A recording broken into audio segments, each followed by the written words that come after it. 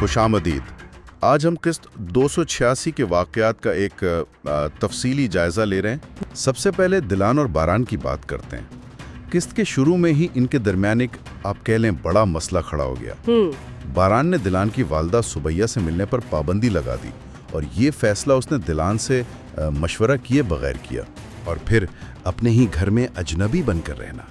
बारान के नज़दीक दिलान की नरम दिली ही उसकी कमज़ोरी बन सकती है और वो उसे हर कीमत पर महफूज रखना चाहता है। मोहब्बत में इंसान को एक दूसरे के लिए हमेशा कुर्बानी देनी पड़ती है, वरना मोहब्बत नहीं रहती बल्कि मफाद बनकर रह जाती है।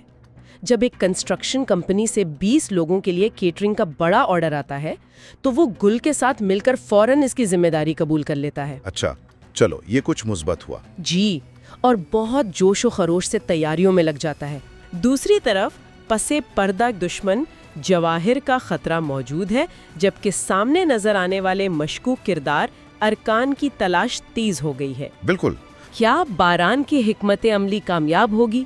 ये सब सवालात हैं जिनके जवाबात हमें आगे चलकर मिलेंगे।